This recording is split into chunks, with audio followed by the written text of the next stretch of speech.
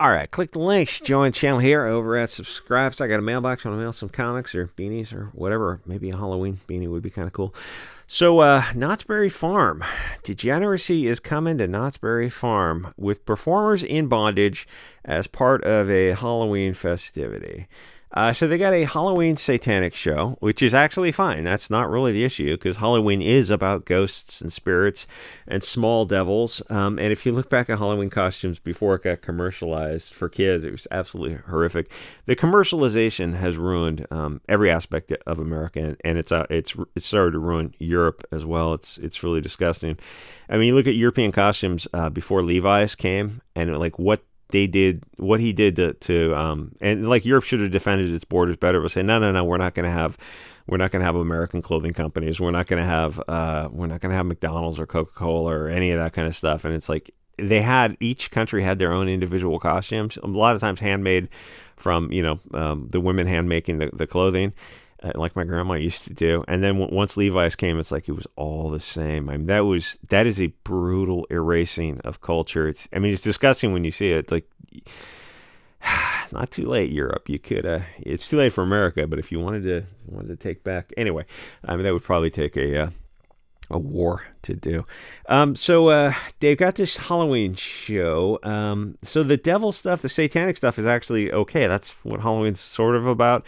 But the sex and bondage stuff, no, Halloween's not about that. It's mostly a thing for kids. Well, no, actually, it didn't start off for kids. It started off for adults, but it wasn't like sexy stuff wasn't about what Halloween was about from the original pagan origins. But the globalists, they see something. It's part of the humiliation ritual of a conquered people. They have to see some pagan tradition, and then they have to insert their degeneracy into it. First, they commercialized it and destroyed it, and now they're just going full degenerate with it. So the weird thing is, like, they have these chubby dancers up on stage dressed in these weird San Francisco Scott Wiener Folsom Street sex dungeon type of costumes. And the weird thing is, like, the dancers, they're not morbidly obese or anything. They're just a little chubby, which is weird. Usually dancers look like gymnasts and wrestlers. Or soccer players or something. They're very lean usually because they're moving in motion all the time. And this is like the first time I've seen dancers they're not fat. They just don't have the definition. They're just a little chubby. Their thighs are touching too much. I'm like, you must not be doing a whole lot of dancing, or you're just eating to overcome it. I mean, the thing is, you can't out-exercise a bad diet. Is definitely true, at least once you're over 20 or something. Anyway, what does all this stuff have to do with Halloween? People are realizing that none of this stuff is for them anymore, and definitely not for your kids. It's all degenerate. And when we were kids, we didn't go to any of this kind of stuff. It wasn't so much a money issue for people in my area. It's kind of, there's a lot going into it. It was just seen as something silly, stuff like other people did, stuff I don't know what, like city people did or something, stuff like theme parks and crap. The kids didn't even really know about a lot of it, because the marketing was harder to get to them. And back in the day, that's like, you might live in an area where there's like 5 channels on TV, and it just didn't quite, watching it on a tiny little screen, it's like it didn't quite convey what it was supposed to. You might see an ad on TV, but it didn't really sink in as something your parents would take you to, because like they were busy on the weekends gardening or doing something, like they were busy. It's like, it's just like that was just something, like, I don't know, like TV people type of did or something. It was more seen as a waste of money more than a lack of money. Like in my generation, parents didn't indulge their kids with that kind of stuff. We went camping and fishing, and that was a great weekend away. But now the marketing is more direct to kids. And also, it seems, let me say this carefully, the crowds at parks now are not what they were, not what they used to be like. There is fighting between adults at the parks. That would have been just unheard of in my generation, to see like adults not acting like adults. It's changed so much. You look at the images of the Disneyland from the 60s and 70s, and you look at the fighting now with adults going there just dressed like total slobs and acting like just idiots. It's like, why would you want to bring your kids to that? That doesn't, there's nothing, it's too commercialized. It's too plastic. Anyway, and sometimes teens will go in groups to some of these parks. Like, I don't know if their parents will drop them off, and they'll just act like total idiots.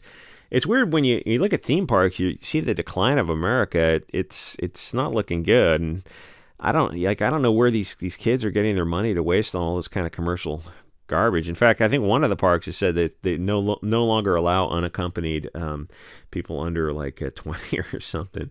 So it seems like the quality of people has declined quite a bit. Where these places went from polite, family-friendly places to a place that has more and more rules because people don't have any standards. They don't know how to act civilized. And there's some social media posts going around about a restaurants have to post rules of conduct now. Like my generation, that would have been absolutely unheard of. But now it's not. And you look at that and you're like, yeah, I don't think we need to be going to restaurants ever again or theme parks ever again. It's like your grandparents didn't do that kind of stuff. It's like they cook for themselves or they had friends over and family over. Well, we probably need to return to a lot of that. I mean, back in my day, it's like the family station wagon. You would hop in that thing and visit family, a close family. You'd visit them pretty often, or you getting long car trips to visit family, and that was just done. That was, and it's just not done as much today. And honestly, I think we need to get back to a lot of this stuff. I do also think we need to split apart from these people and form our own communities.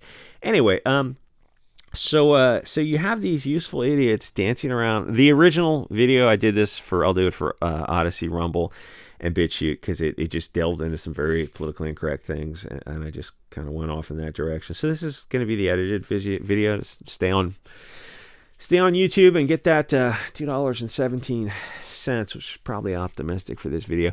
So you got these idiots dancing around on stage, some kind of fall of Rome meets. I mean, there's a lot of symbolism here, like the obvious stuff, but it goes a lot deeper than that. I mean, a lot deeper than that. Sodom and Gomorrah offering to Moloch type of stuff. It's when I say the humiliation ritual, that's a really good phrase to keep in the back of your mind.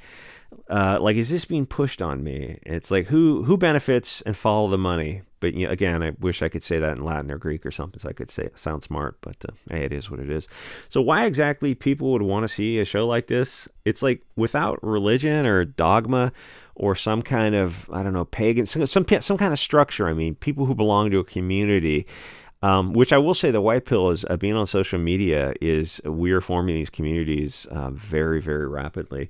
But people have there's this vacuum that's been created and people think like, oh, it just happened organically. No, and the bullshies will take advantage of this vacuum to insert this substitute commercial religion, but it's like you got to go deeper than that because they're the ones who actually created the vacuum over the past 100 years.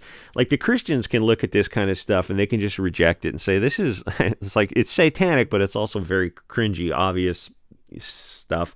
And the pagans can reject it because they know it's globalist propaganda, but there are a ton of the middle of the road people in America who are the plastic F-doll Coomer consumer types who still watch sports ball, Disney, video games, corn syrup, prawn, the masses of gray NPCs sleeping in the Matrix who don't realize that almost everything mainstream is poison. It's kind of a simple if-then argument. If it's pushed in the mainstream or if it's allowed, it's probably toxic, which means all of Hollywood and mainstream media and parks like this, anything that deals with the psychology of the fear of missing out, FOMO, which means you're being manipulated. America is in the end stages where there are no rules and it's all accelerating into degeneracy because there is no strong dogma or unity guiding it for a big chunk of the country. It just is kind of rudderless, which is why you have to join and form alternative communities. And don't just passively reject this stuff and stay quiet, because that's how we got here. You got to speak your mind on this kind of crap. That's what social media is for. It's a tool for the left, but it can also be a tool for us also. Speak out against globalist filth, whether you're Christian, pagan, or some kind of other ideology. All this commercial stuff is just a lot of editing on the fly. It's just one of the facets of a deeper, darker crystal that is a very dark star. So the people pushing this deserve all the hate, and there's no fighting this directly. The way is to speak out against it, to sidestep it, and openly start to form alternative communities, because it turns out you don't actually need anything from Disney or Knott's Berry Farm or Hollywood or the mainstream media. We are our own media now, with a $100 Kindle and a $200 phone and a $15 microphone. It's like, hey, you're ready to rock and roll. I mean, literally, like with less than $500 in gear, you're the media. That's all. I mean, there's micro SD cards and stuff like that, but literally, it's like $500, or even less. Even less is can get you started. Like you can start speaking out with just a cell phone and a free screen recording software. That's all it takes. But you have to. I mean, one, you have to recognize the importance of it and just get started. Or heaven forbid, support those who do one way or the other. Oh, that's great. I'm gonna go support this other channel. Fabulous. Anyway, we don't need any of this kind of cancer. I've been forming a hiking club on Subscribestar. This is the perfect time to unify around our own tribe and reject all this sort of filth. What they're doing here in mocking Christianity, it's not just here, this example, but it's in everything they've been doing here and in the past, several decades. It's a bullshit technique to corrode and destroy structure and order, to use their power of the media to slowly destroy every stabilizing influence. And Christianity was a big part of it, but also the patriarchy, which they've managed to brainwash useful idiot children into thinking it's a bad thing, because it's just repetition without argument. And people go, oh, we're fighting the patriarchy. And you go, like, what does that mean? What does that mean? What's the counter argument? Like, we don't know the counter argument. We've been told how to think, not what to think. Anyway, they've done a lot of other things. Like, comment, subscribe, and I'll see you guys all on Odyssey, BitChute, Subscribestar, and maybe next episode on YouTube.